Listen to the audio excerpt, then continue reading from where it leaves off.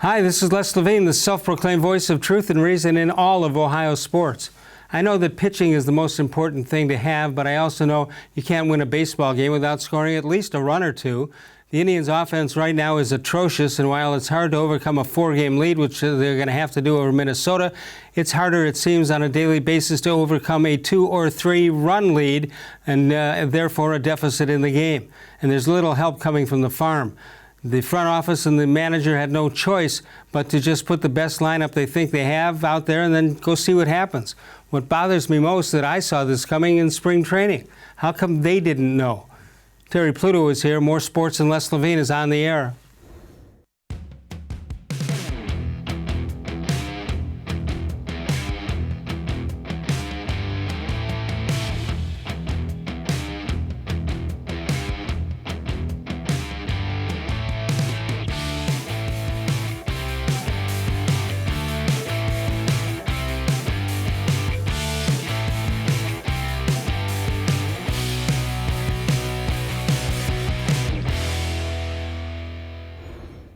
From the worldwide headquarters of More Sports and Les Levine, it's a Wednesday night. Good evening, everyone. Welcome once again to More Sports and Les Levine into our 23rd year, and of course seen exclusively on cleveland.com. Terry-Pluto, the 10-time sports writer of the year in the state of Ohio, or 11th, 12th, a friend of Les Levine, and a friend of Les Levine. Terry-Pluto from the Cleveland Plain Dealer and cleveland.com. First of all, before we go.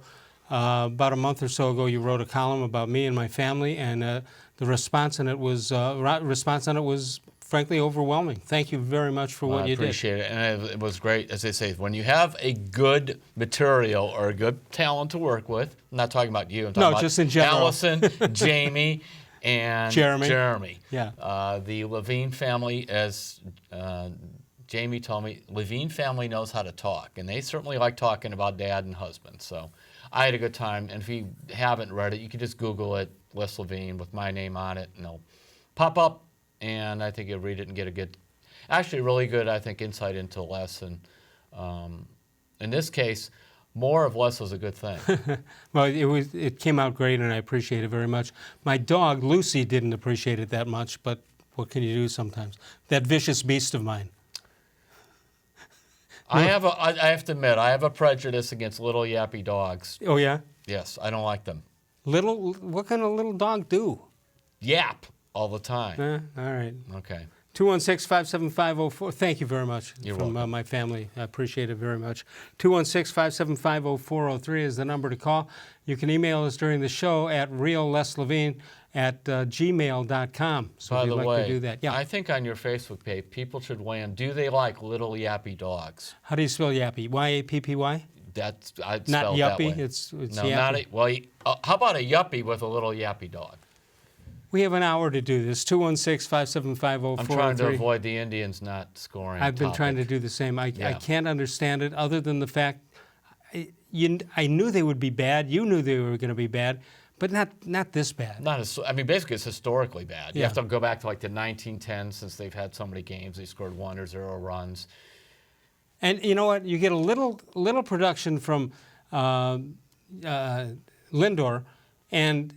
but it's not enough. No, and then Santana, who had been so hot, all of a sudden he had a chance the other night with runners on scoring position, and he, actually began to look like Carlos in April and May, that game there. But you just go down the line. I mean, Kipnis has been brutal. Lindor's not been very good, there. Ramirez. Now you're into almost 350 at-bats with a batting average of under 200. I went all the way back to August 1st. They had a lineup last night that 7 of the players were not hitting their weight going into the game.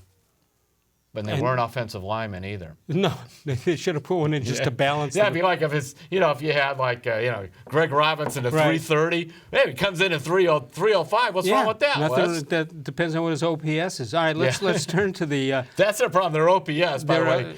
I know you don't understand all that, but like OPS, like when it's close to your batting average. That's not a good thing. Not a good thing. Not a good thing. Not and at you all. can't say, well, it's early in the season. Well, it's getting late early. Getting late early. 216-575-0403. All right, Freddie Kitchens. Let's talk about him as he gets ready. So far, I think maybe you can change my mind on this. The developments, the positive and negative things, are playing right into his hands. He gets Greedy Williams, who comes in and says we're going to the Super Bowl. That's handed to Freddie Kitchens as the coach, right? You couldn't, if he's before the players responded or showed up, except for a couple that really should have. If he was going to write down the perfect scenario to start, what's he going to do? And then you're going to have the veteran in Odell Beckham come and give him another problem and say that you got Baker-Mayfield going to the Hall of Fame, Brett Favre and all that stuff. That's sort of tailor-made, too, because you want to see it's not like something just popped up and he's got to respond. This gives he has a lot of time to say, okay, how do I do this and get it right? And who do I talk to, former coaches or friends of mine, that can help me out of this mess? And you have two separate things going here. Number one is, if you want a guy to come down on and yell, make an example of, that would be the rookie. So he's your, basically he's the equivalent of your first-round pick. Granted, he was a second round. So, you jump on him right away. So he got that right? Right. He got that right. Now, with Odell Beckham, you go a little differently. It's like, okay, Odell, you talked a really big game here with Baker, Patriots. You're the one that's going to be a key part of showing us how this is going to happen. See, that's the way I say. You want it. You put you with your mouth there. Now, I prefer not, but since you did. Now, the one thing, though, I will say the GQ article, which I just was looking at before I came here, he did say one thing. The rest of that stuff is Kitchens called it fluff, the Patriots and Baker-Mayfield's Hall of Famer. But where he said it's one of the happiest times of his life, I think that's important, Les, for him to be feeling that way. Right, but don't forget, in 5 years in the NFL, he's only had one winning season. Right. Hasn't won a playoff game in the one season that was a winning one. So if he wants to be spewing stuff out and getting people to respond to him, it's up to him first. That would be my speech if I were Freddie Kitchens. All right, you're a guy that's got to help us do some of those things. Right. But I also think it's important. Look, he's emotional. We know that. Those things. Got it. For him to be in the place where he's going out of his way to say how happy he is in Cleveland, even if he's still talking himself into it, that's important. And even if he's only been here 2 days in his life. Well, I think in terms of football. Football, he goes, okay, Baker Mayfield. Look, these guys, when they play football, you know what they see? They see the practice facility in Berea. Yep. Tuesday's the only really day they kind of go Fast out there. food places. Fast food places and all the food right there, frankly, you need. So it's not like, boy, I got to go out on the town here, and then then the rest of the time he flies to Paris or wherever he goes. Did you see his outfit? Yeah, I was going to wear the same thing tonight. Well, that would have been great, but I got news for you. I think they're still better than the Browns uniforms, but that's another story. Hopefully they get it right next year. But seriously, though, on that part about where he said that he's pleased and about Jarvis Landry and his relationship, that's important because you don't want him coming in and the other way, and let's face it, we know what the way this guy is liable to spout off things. If he were feeling like he didn't want to be here or whatever, he'd be giving off a whole other vibe. Yeah. Well, the other thing is, so far they've gotten rid of the stuff, the bad stuff, and they're almost saying, okay, bring on the next one. Mm-hmm. It would be nice to have everybody calm, cool, and collected, but that's just not the way Cleveland Browns football works these days. No. Or any days. And unfortunately, most receivers, the days of Jerry Rice or Paul Warfield, or these guys that are just kind of quiet and catch passes. I guess Larry Fitzgerald does that. But most of them are divas, and you get into all kinds of stuff with that.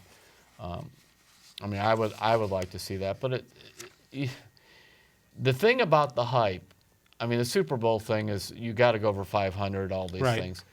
But this is a good roster. It's a good roster. When you start going, especially offensively, you start looking at, when you start talking about Baker Mayfield, he probably, at worst, he's the second best quarterback in the division, only because you have a future Hall of Famer and Roethlisberger in front of him. Well, when Greedy Williams said what he said, it didn't bother me that much. It was kind of the exuberance of a guy who just got drafted. On top of it, a guy who just got drafted who sat there the whole first day thinking, what happened? What happened? So all of a sudden you're so relieved. The Arizona Cardinals could have took it. He was liable to say anybody's going to the Super Bowl because I'm there. He didn't have time to digest who it actually was. In this case, he may very well be right. But I think it was built in for Freddie Kitchens. Yeah, it was. And I said, because it wasn't, Drew Forbes, the 6th-round pick. Right. It was the top pick. It was the guy. And by the way, if his name wasn't Greedy, if it was Grady, would he Yeah. have gotten as much attention? I don't know, but he was hungry a lot as a kid. That's why he was greedy. You guys, he ate everything. All right, let's it's take just like Hot Rod Williams is named Hot Rod. I thought because that was the toy he played with all Exactly. He made all those little noises, Yeah. and this lady called his grandmother. Basically, took him in off the street whenever you want. Barbara Kohler, you just a hot rod. You love those hot rods, and that's how it became that. 216-575-0403. When we get back, NFL.com has ranked the Browns offense and every other offense in the league. We'll take a look where the Browns stand. And, of course, you can follow us on Facebook at facebook.com/more-sports-and-les-levine with new content posted each and every day. We're getting more and more emails each day, and we appreciate that very much. Right here on More Sports and Les Levine, as seen exclusively on cleveland.com.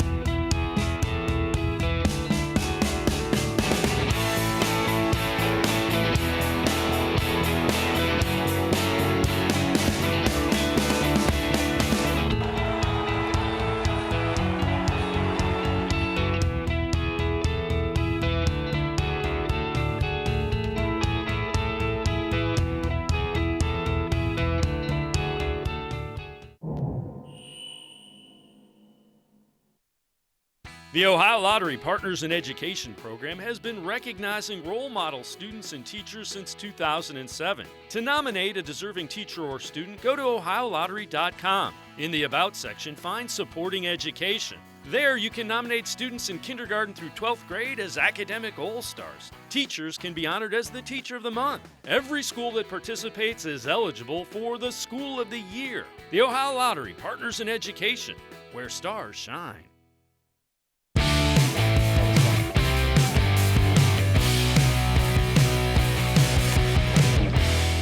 Birthdays for today, Doug Atkins, Hall of Famer from the Bears, right? Sonny Liston, what a boxer he was. Will he make it from 1947? You think he'll make it? No. How about Bill Cowher? You think he'll make it? I heard he bought a house in Parma now. He's downsized from Strongsville and Brunswick and all that. He's moving closer to town. I wonder why Strongsville was always the place they said they were looking. I don't know why they said I think that. it's the first one I heard of was Ara Parsegian, I think. Okay. And then it went on. I think it was a West Side bias, but go ahead. Could be. Ronnie Lott and Adrian Gonzalez. Pretty good birthday day. We had the worst of all time, I think, on Monday. Okay. We're going to save that and send it to the Birthday Hall of Fame. 216-575-0403 is the number to call. Terry-Pluto is with us, and we want to look at the top offenses from NFL.com. As I don't know how they rate them when lines change, but they've got New Orleans first, followed by Indianapolis, Philadelphia, Atlanta, the LA Rams, Kansas City. They've got Cleveland as number 7, the Chargers number 8, and Pittsburgh followed by Green Bay as they round out the top 10 in the NFL. I don't know how they do that. Do you have any idea? Does Fangraphs have enough things?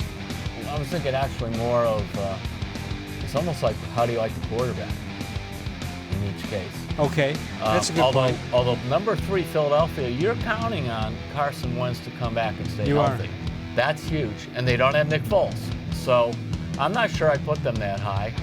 I'll tell you who I would throw ahead of Cleveland. Who's that? I love the Chargers with Phillip Rivers. That's a tough offense. Well, when you think about the Browns, you may be looking ahead 8 games into the schedule when you get somebody back, and that may help. But what is your thought on what they are doing or not doing is with Duke Johnson or what?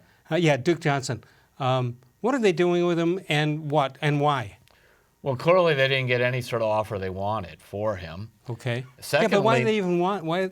Secondly, maybe they've drifted back into maybe we should keep him because, you probably, maybe, sort of, who knows, Kareem-Hunt after 8 games. Will you have him or not?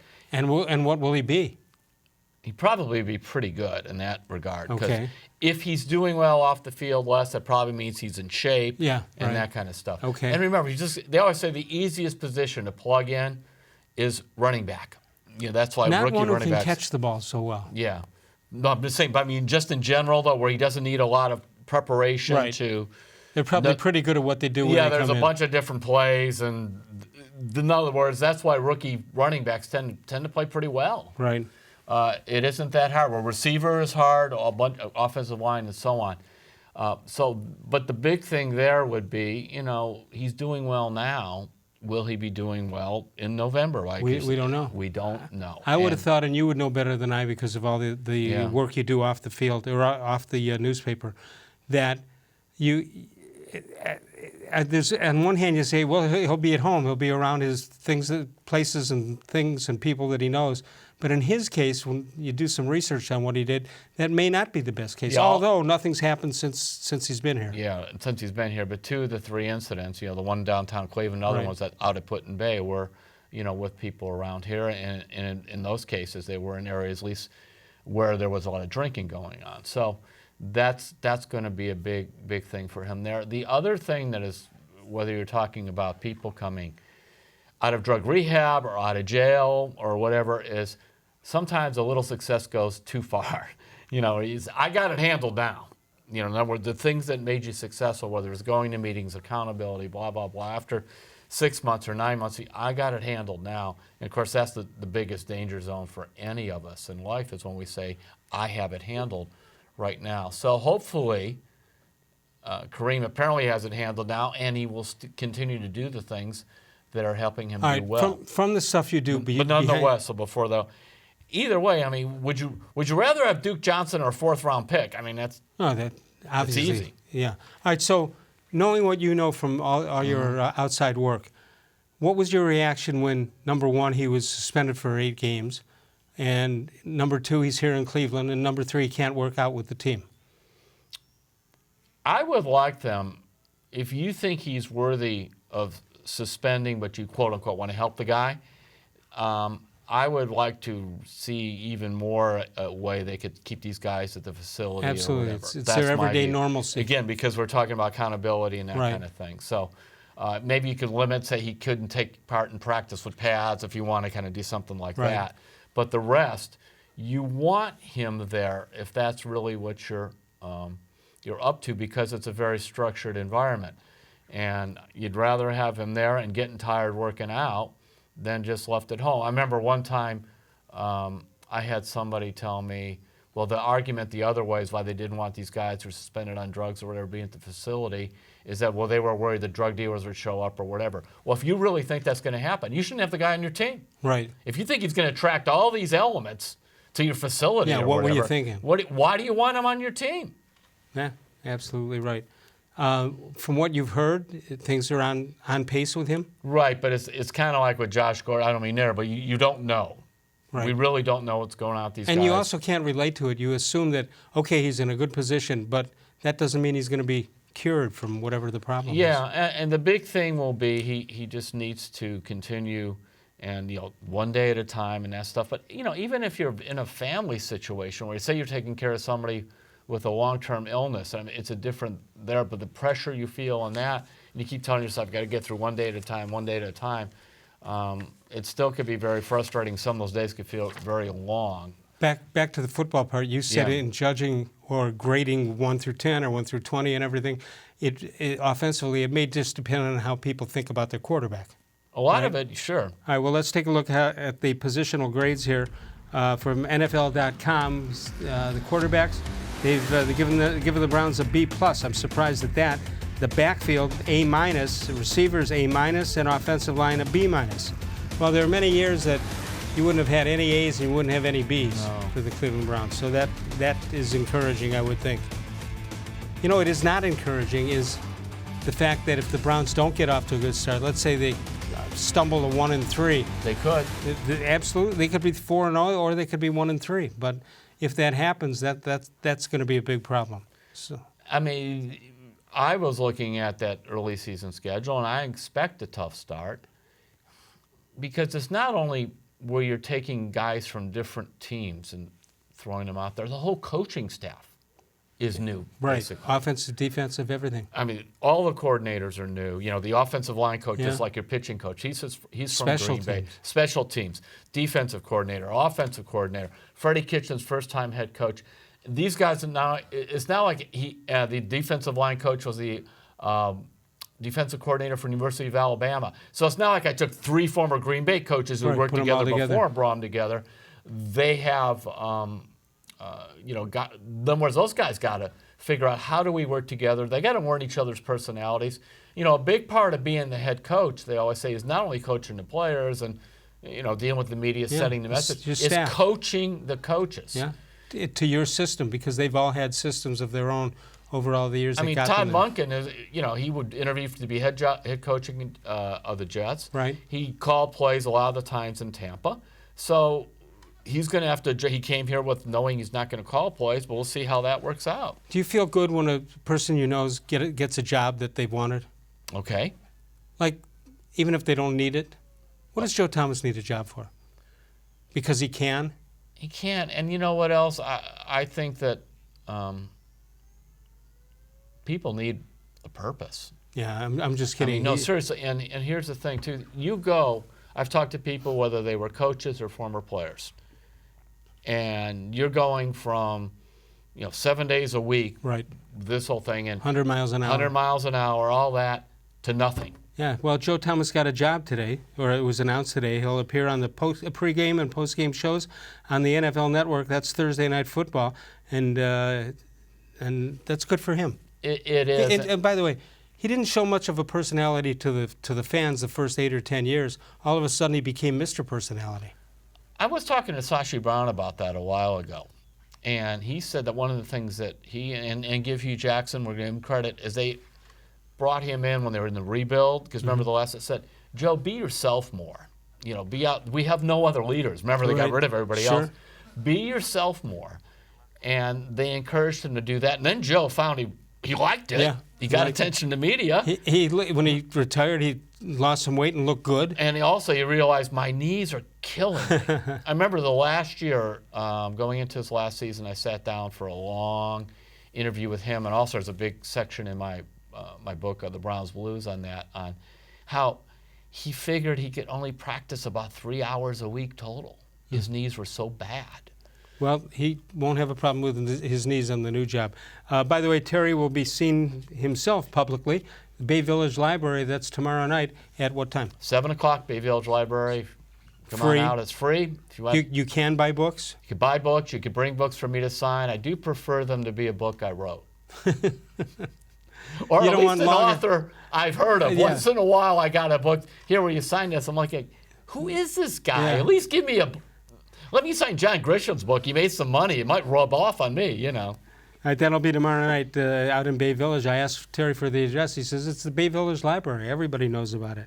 I guess they do too. So congratulations to Joe Thomas on that. Coming up, the Indians are struggling offensively, among other things.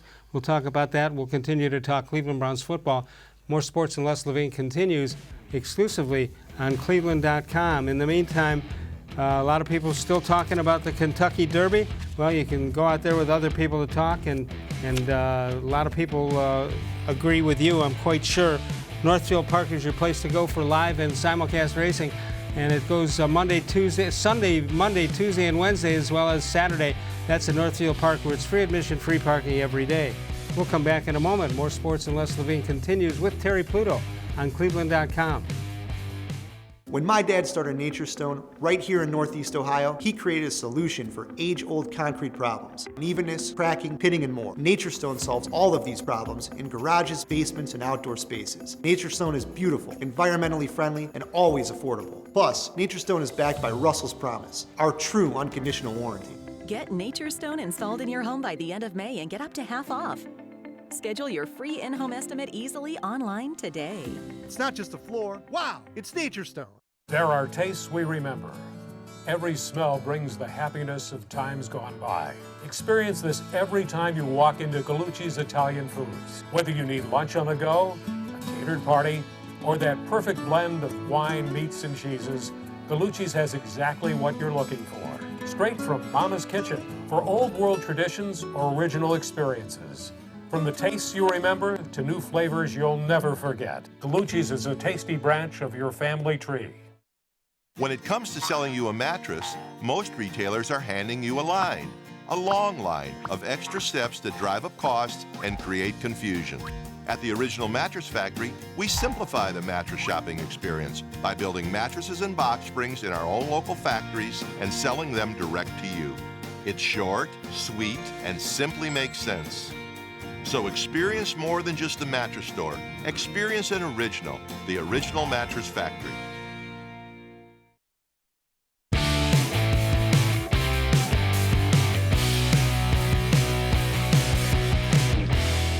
Time for a How Come Quickie. Terry-Pluto is, Terry, how come when a 300-pound man was assigned to call balls and strikes in London, England, the sun never sat or set on the British umpire? I like that. Well, it's literary. Yes, it is. I wish I had written, I remember speaking of 300-some pounders, I remember Lonnie Shelton played for the Cavaliers. Yeah, and by the way, when I think of him, I think that 4 guys mugged him on the street. Yes. And he sat on them. He had to stick them all down. No, seriously, if you're going to mug somebody, would it be Lonnie Shelton? I know. It's like he called the cops. But to the line that I wish I had written, whatever, it said, Lonnie Shelton is so wide he could set a pick on the sun and there's nothing but darkness behind. Oh.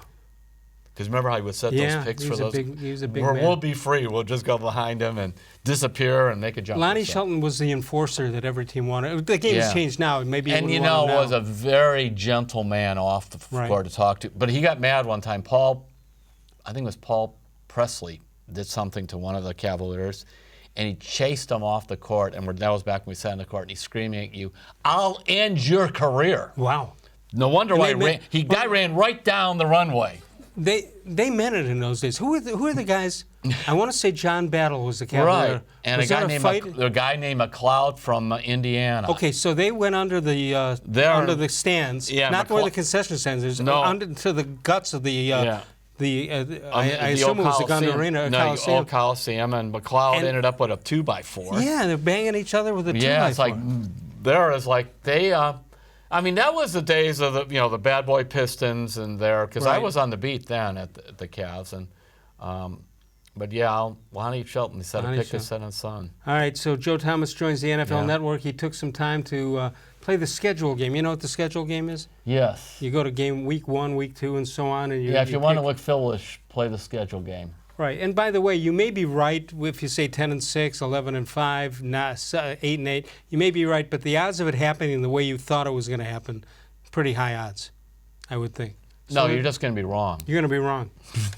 Let's see what he says opening week. He's got a win against the Titans at home. Boy, that would be nice. Finally win a home game. They're sitting there in that one win for Butch Davis, I think it was 2003. One win in what, 28 years? Since they came back. 18 years, I mean? Yeah. All right, he's got the Jets. That's a Monday night game. What does he have? He's got a win there also. And the Browns, if you believe Joe Thomas, go to 2-0. Then the Rams come to town. That's a Sunday night game? It's a loss, according to Joe. It's a loss, whatever it is. And so, according to Joe, the Browns go to 2-1, but they'll go back up to 3-1 as they beat the Ravens at home. All right, I'll take that, 3-1. Oh, sure. I don't believe it, but I'll take it. All right. Well, what would you think? 2-2 at the end of 4? All right, now we go to week 5, and you're going to the 49ers, the national TV. Here's where I would say, Joe, so they win in Baltimore, but they lose at San Francisco?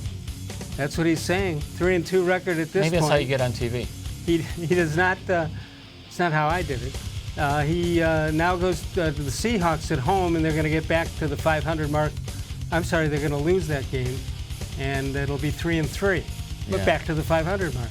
All right, now they go to the Patriots. They're going to go under 500 with a loss there at 3-4.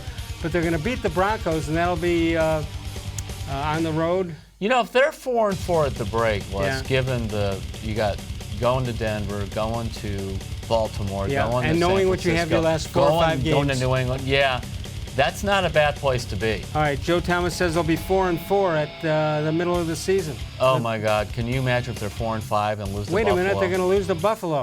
4-5 is the record People now. be going off ledges. But they'll be fine because they're beating the Pittsburgh Steelers to go back to 5-5. Then it's the Dolphins coming to First Energy Stadium. Browns are going to win. 6-5 is the record at that point. But they're gonna, oh no, they're gonna lose to the Steelers again. Oh no, record is 6-6 at that point. You liking it at 6-6, no matter how they got there? I'm getting a little nervous now because that means we know what he did the last 4, and that's hard to do. But we'll see. All right, let's move on. See what happens. They're taking on the Bengals with this looks like I'm moving ahead. This looks like it's going to be a good page to go with here. They beat the Bengals, go 7-6. Then it's 8-6 with the win over the Cardinals out in the desert.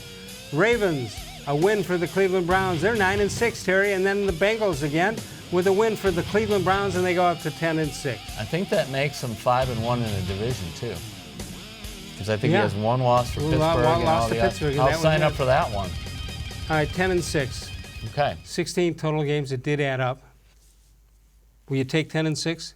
Of course. All right, let's not ask if you would take 10-6. It seems to me like many Browns fans have them going to the Super Bowl. Can we calm them down at this moment? Take 10-6. You win the division and see what happens. Because, the old line, it's a cliche, but you have to respect the league. You have to respect the league. You have to also try to get yourself a home game in the playoffs. Yes. And, and why not? I mean, one thing, John Dorsey, obviously, his goal is to get to the Super Bowl or whatever, but from the moment he got here was be competitive in the AFC North and win it. Because he knows if you do that and you get past Pittsburgh, you probably not only are just a team that crawled into the playoffs, you probably are pretty good. Strong. You're probably a pretty good team. Pretty good team and good at the end of the year based on what that last 4 games are.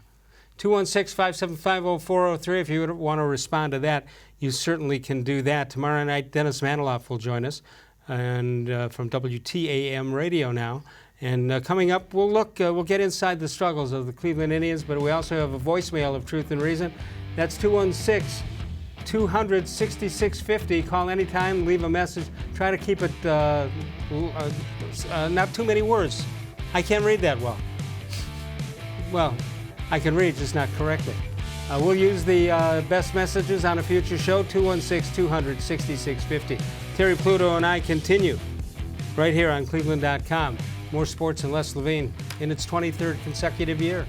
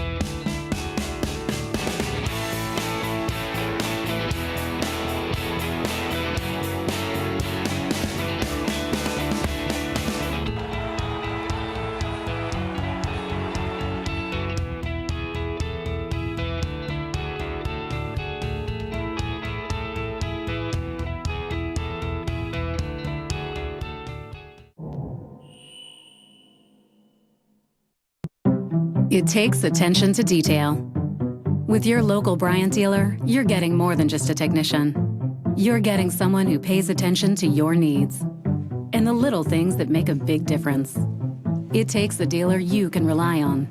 And to keep your family cool this summer, let me show you how this works. It takes Bryant. Bryant, whatever it takes. And to keep your family comfortable, it takes Smiley One Heating and Cooling. Find them at 440-449-HEAT.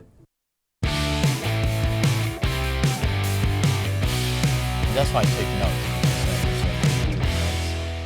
This date in sports history, we go back to May 7th, 1984. The White Sox beat the Brewers 7-6. 25 innings here. I love baseball, but 25 innings is a bit much. Boy, am I glad. I was on the beat back then, but I didn't cover that game. Wow, game tied for the second longest game in MLB history.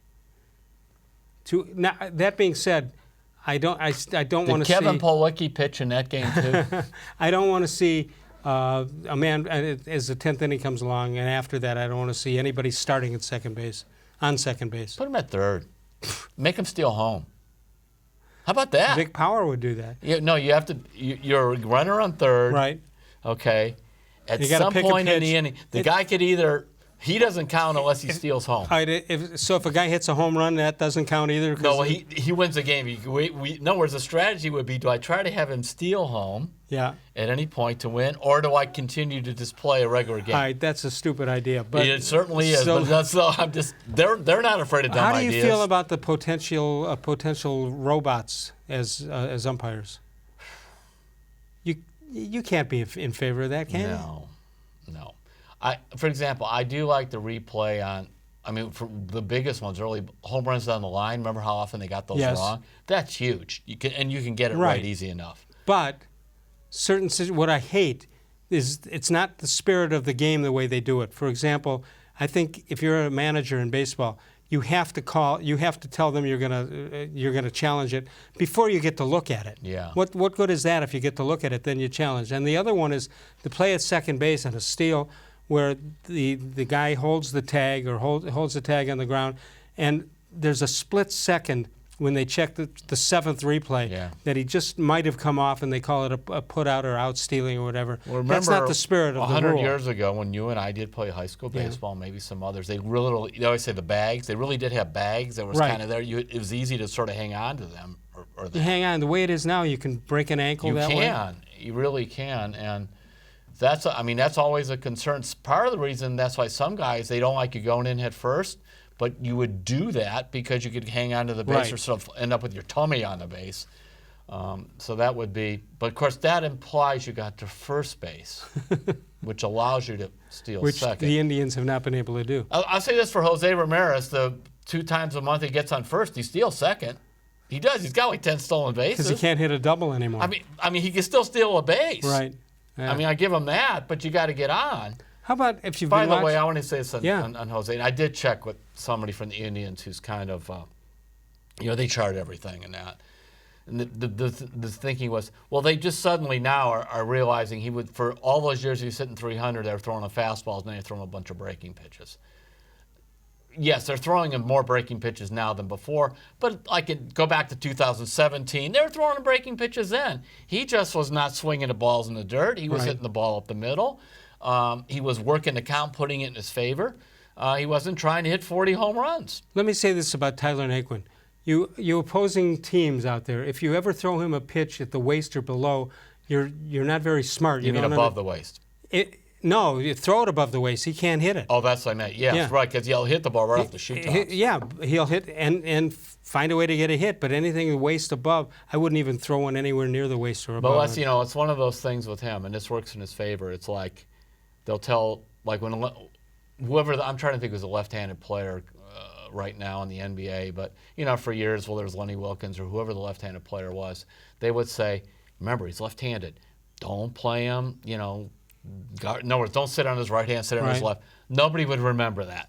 They would go out. Coaches would tell me, drive you crazy. We'd say, scouting report, he's left-handed, he's left-handed, he's left-handed. Well, what do they drill pitchers? Keep it down, keep it down, keep it down. And they all love to throw those sinking change-ups now. Right. So that's part of the reason Naquin has a career.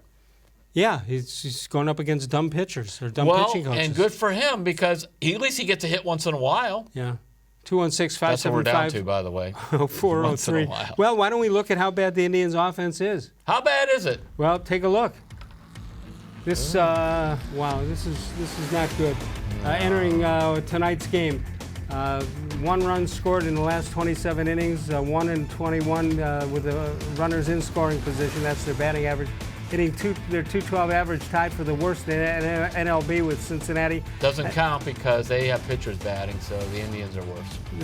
The worst no matter what. Yeah. No matter how you try to justify it. They've been shut out 4 times this season, 2 in the last 3 games. By those powerhouse White Sox pitchers. And by the way, yes, Ty Van Berkeley is the hitting coach. Does he get blamed for this? Do people understand what a hitting coach does? Apparently not. Apparently not. I don't know if he's a good coach or not, but the job is not to go up and hit the ball for the guy. No, again, we don't know. They have this guy, assistant Victor Rodriguez. I saw something like, I'd have to look it up, something like 25 of the 30 hitting coaches have been on their job for fewer than 2 full seasons. Well, that's a problem, and I'll tell you why, because I think the job of a hitting coach is not necessarily to go up there on every pitch and do whatever you do. It's more, he's got 25, well, the pitchers don't bat, but you've got, let's say, 18 position players who will bat. It's to keep them in the best frame of mind. They're not going to reteach a guy totally how to hit. And also, like you talked about scouting reports. So this is who we're facing tonight, and this is what they're going to do. I've been in the clubhouse an hour before the game or an hour and a half, and they got several TV screens going with who's pitching. Yeah. And the players are reading or doing whatever they do. They're not paying attention. Now, maybe they do it during the day. I don't know. I will say this. They do get to the park earlier now than like when I covered. Okay. They really do. I mean, they're in there like 3 o'clock, and they're doing a lot of video things and stuff like that. I mean, it's hard to believe. Like last year, I think the Indians were second in the American League in runs scored. Yeah. They scored more runs last year than regular season in Houston. I'm going to guess that will not happen this year. No. But that was one of the defenses of Not going after Bergoglio guys, and that kind of thing. Was Well, I don't want to see the guy fired. I'm just saying that his job may not be to actually watch how, or help the actual batting stance or what to do. Some of it is. I mean, a lot of times say, look, you got to do something with Jose. You got to do something with this guy. It's hard to make a player and convince him. It's hard to talk to a player and convince him you have to make a serious change in your swing. Right. Because you're thinking, the swing is how I got here. Yeah, and it's going to come back. I hope it holds up, because Carlos-Santana is one of the few I have seen in his early 30s. This is how Santana looked, you know, using the whole field. Right. Like when I saw him in Akron when he was a young player coming up. Spreading the ball around? Yeah, just hitting the ball hard where it was pitched, now and then pulling one. You know, he didn't have this out-of-control movement with the leg kick. And he started doing that earlier in the year. I hope he doesn't fall back into the other stuff, because that's the other thing. So much of this stuff is muscle memory. You just do it, you do it. When we come Right back, along. we'll check out the pitching rotation of the Indians. They're in trouble also. We will do that. When we get back, don't forget Terry-Pluto will be at the library in Bay Village. That'll be tomorrow night. Admission absolutely free. We'll come back in a moment. More Sports and Les Levine continues. Sokolowski's University Inn. I was there today. I usually go on Thursdays, but had to go. I got an obligation tomorrow. They got the big wine tasting event coming up. That's on June the 2nd. It's Let's Make History Together with dinner. And the Vente Wine Company will be there. They're in their 100th year. Give Bernie a call at 771-6867 for more information, and make your reservations for the big wine tasting contest. Let's make history together at Sokolowski's University Inn. We'll come back in a moment with Terry-Pluto exclusively on cleveland.com. The concrete in your garage is uneven, cracked, pitted, and just plain ugly. Transform your garage into a welcoming entryway with Nature Stone flooring. Nature Stone corrects uneven concrete so you don't have to worry about tripping or slipping. Plus, Nature Stone is backed by Russell's Promise, our true unconditional warranty. Get Nature Stone installed in your home by the end of May and get up to half off. Schedule your free in-home estimate easily online today. It's not just a floor. Wow, it's Nature Stone.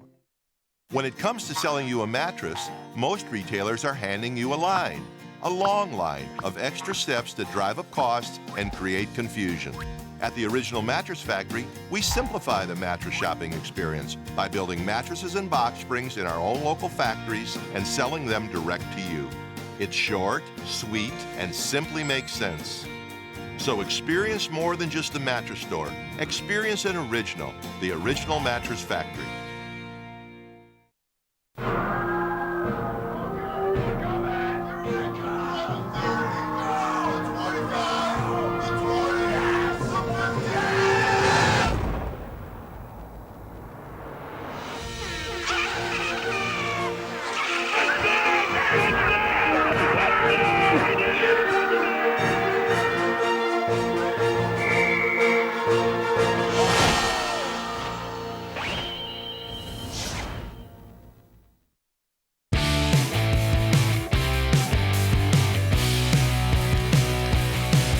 There we go. Terry, let's take a look at this date in Les Levine history. Back in 1964, Brush second baseman Les Levine and his infield combined for 9 hits and a 7-1 win over Maple Heights. Al Feldman had 4, Bud Forsythe had 3, and John That's Cahad 7? had 2. Yeah, that's 7. That's 9.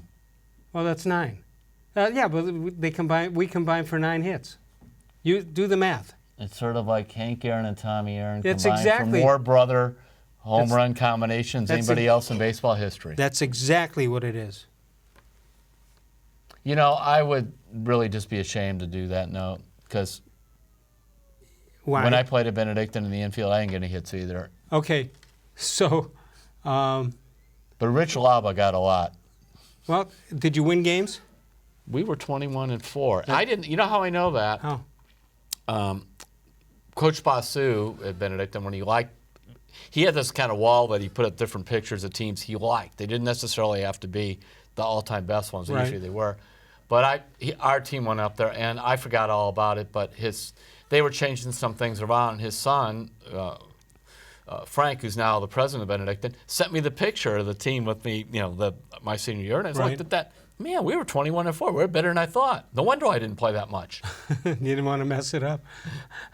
I complained that the coach at Ohio State baseball was a terrible coach and held grudges because he didn't allow. I tried to walk on and didn't make it, and somebody you forgot your shoes. And somebody says, "Well, how'd the team do that year?" Well, they won the national championship. What does that coach know? What does that coach know? We would have won by more games. Would have won by more, yeah. How about this? I just saw this. Help me with this, Les, because I admit I'm not a Ty Lue fan. Okay. You know that. Yes. I'm not.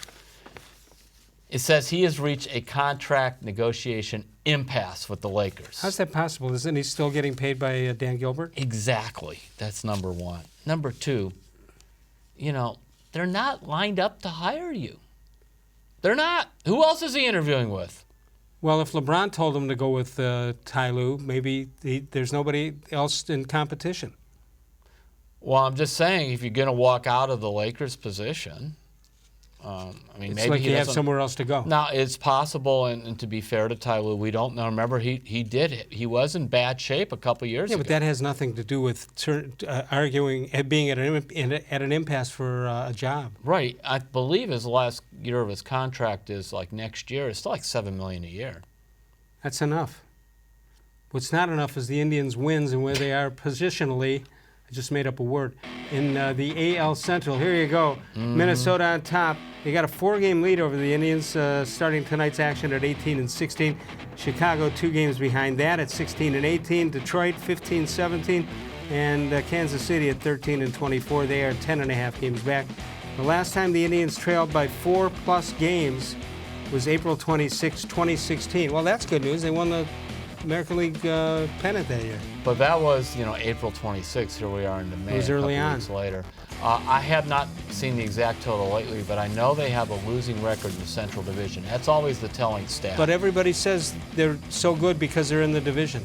Well, Apparently not. that's what you do. You beat up on your division. Yeah.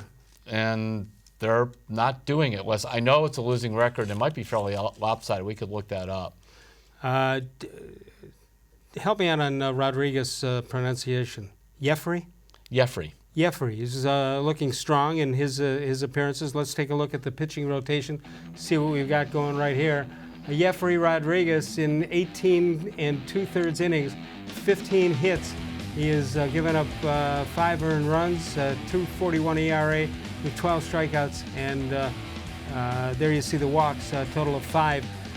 Looks to me he's doing what they're asking him to do. More than it. And remember, he was in the Jan Gomes trade, which everybody panned right away, and they got him. And then the other kid they got was Daniel Johnson, who's a really legitimate outfield prospect. There he's a AA. I have to admit, would I like Roberto Perez to hit some more? Yes, but that trade didn't bother me because he's doing well defensively. When you're relying on your catcher to hit, you're in big trouble. And when you're relying on Roberto Perez to bat 6th or 7th, you're in bigger trouble. Even Roberto probably can't believe that. Yeah, he starts at the bottom and moves up. All right, the Indians apparently interested in James Shields. I'm not. Are you? A couple of years ago. Well, let's put it this way. I'm sure they invited. He had one of those open tryouts. Yep. And yeah, you'd send a scout there just to look at him in case he drank the Fountain of Youth or something. But I used to love him when he was with Kansas City and Tampa Bay. Absolutely, but 204 innings, 4.53 ERA, 154 Ks, and 78 walks in his career. There you see it, 4.01 ERA, but he had some great years. Yeah, Drawing he interest did. from the Indians, the Tigers, and the Rangers. He also was a guy that you could rely on. You see, even last year at the age of 36 through 200 innings, you know, sometimes that ERA is a little high because you would go out there and pitch that 7th inning or that 8th inning to save the bullpen. Right. You know, you'd give him the innings. I love his mentality. I just don't know if he has anything left at all. Terry, we have a great question of the day on Facebook. Let's check it out and see what it is. By the trade deadline, should the Indians be buyers, be sellers, or should they just stay the course? Yes. On all three? Well, I mean, it's an interesting thing of like, who are you selling? Well, yeah, that's true. Yeah. When we come back, we'll check out some of the. Oh, we'll do it right now. There we go. Why wait till we come back?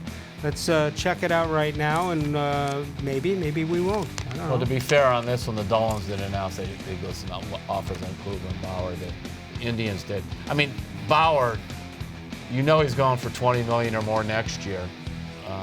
So that's a guy, if you were going to trade you and get a lot for, you might possibly do it. All right, let's take a look what Dennis Davis says. I believe the Indians will be sellers. I think that the Twins will be up by 5 around the deadlines. The Dolans tipped their hands in spring training when they announced they wouldn't hear offers for Kluber or Bauer. Glenn Berger says the Indians don't have that much talent to sell. Trevor Bauer is the best chip they have. It's too early to trade Lindor. Hand is valuable, but the Indians acquired him in a trade last year. You don't want to trade him the next year. Having said that, I believe that they will stay the course, but it sure would help to get to acquire some offense. Dave Shoup, my goal is for the Indians to be competitive in the hunt, at least until the Browns hit training camp. Anything beyond that would be a bonus. I vote to be buyers for the Cleveland Indians. We continue on. Let's see what Carmen Tolino says. Sell. It's time to restock this team with talent. Bauer has already said that he's gone. Andy Meese says with talent like Frankie Lindor around for only 3 more years, a future Hall of Fame skipper and Terry Francona, and assuming the starting rotation is healthy, they better be buyers. They won't win the division as the lineup is now constructed. Jim Nagley says the way things look, I'm afraid that we're going to be so far behind the Twins at the deadline, and we may see a fire sale. Probably Bauer and Hand would get us the most.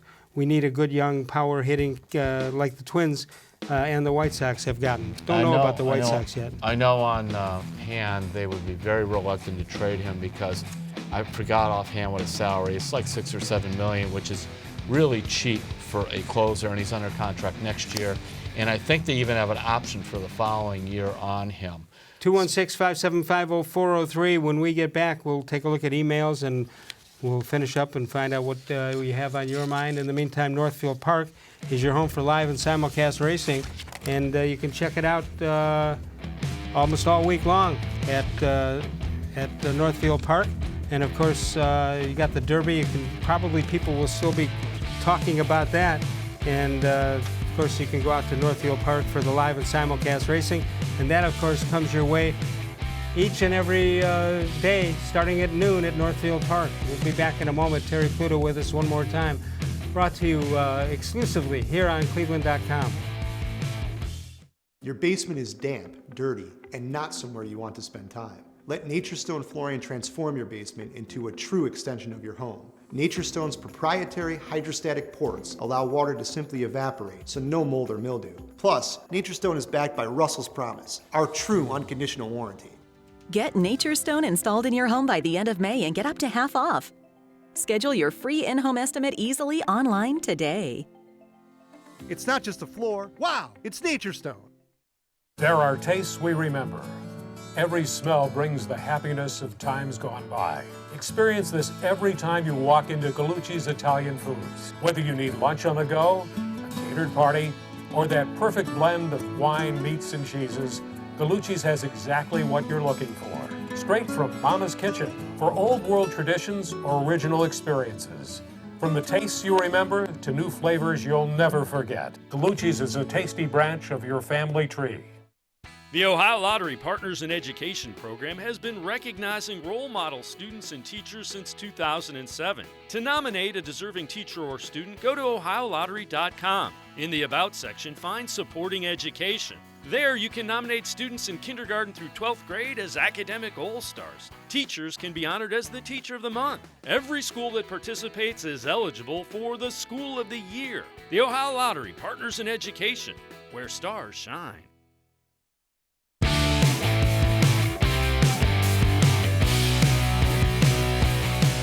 Dennis Maniloff joins us tomorrow from WTAM Radio. You see us live from 6 until 7. You got to tell them it's Eastern because people watching all over the world. That's right. So we got somebody from Singapore that watches us all the time. But is it yesterday or tomorrow? There? Ooh, that one I don't know. I don't know that on the time continuum. You can follow us on Facebook, facebook.com/more-sports-and-les-levine, with new content posted each and every day. And as you see, we try to read as many as we can. Let's take a look at what we have coming in. By the way, before you go, Brian, one of your star staff members. What did he do now? Central Division record for the Tribe is 4-9. Ouch. 4-9. I thought that was a bad division. 4-9. Well, they're joining the chorus of the bad division. Apparently. All right, we've got Bill. Cleveland Bill says, how come if you beck him, he will not come? Yeah. Mr. Gullible, how come my mood ring is missing and I don't know how I feel about it? Now that's good. That is good. That's good. How come despite the high cost of living, it still remains popular? High cost of what? I don't know that. Cleveland Bill comes back with, how come when Al Capone was hit by a Chevy, they had to replace the hood? Ooh. Be careful on your way out. Yes. Now this is so good. This is the essence of a how come quickie. Yes. How come geometrically, the geometrically challenge cannot get from Public Square to University Circle? It's impossible. That's exactly what Cleveland Bill is saying. Well, you know, roads. It used to be airlines. If you wanted to go somewhere direct, you would call, and they would say, "We used to go direct there, but we don't anymore." But you could always drive. Now you can't even drive there unless you just want to spend time watching barrels taking you. You go from downtown Public Square to University Circle, and you get to see Mentor. This is from John Patrick, who writes in every day, and he wants us to grade him. All right. And I'm concerned that if I grade him and give him a 10, he'll just tip his cap and walk away. But he assures me the great ones don't do that. No, he promises to continue to send quickies, but don't relax your standards. So here we go. Okay. Here's today's opportunity. How come I always give the waiters a tip, but they never seem to appreciate my advice? How come? That's pretty good. How come 8.99. All right. Well, then he can't get a 10 total, or can't average 10. How come cemetery workers prefer the graveyard shift? Ooh, 9.34. 216-575. Remember, I have a degree in secondary education. I didn't know that. Yes, I did. Yeah. Social studies, minor in English, and I taught to get certified 6 months at Lincoln West. 9.34. I feel better. He tells me I cannot relax. I'm not going to relax my standards. I gave 2 quizzes a week at Lincoln West. And on what? My history stuff. I just kept them going. I would even tell them, we're going to have a quiz tomorrow. Right. These 5 things are going to be on the quiz because I didn't want to flunk everybody. Well, we had some folks that, shall we say, were more than geometrically challenged. They cheated? No, they just didn't care. Our friend had the late Hal Lebovitz. Yes. Our friend. I always told him, I know you always did very well in history because there wasn't much of it when you were in school. You know, now you and I are starting to fall into that category. Yeah, no question about it. All right, that'll do it for us. You got a final comment? Final comment. You don't need one. I don't have one. You don't have one? All right, tomorrow night, Bay Village Library, Terry-Pluto is there, free admission. 7 o'clock. Free admission, free parking. That'll do it for us. I'll see you tomorrow with the D-Man Dennis Maniloff. Of all the shows I've ever done, this was the most recent.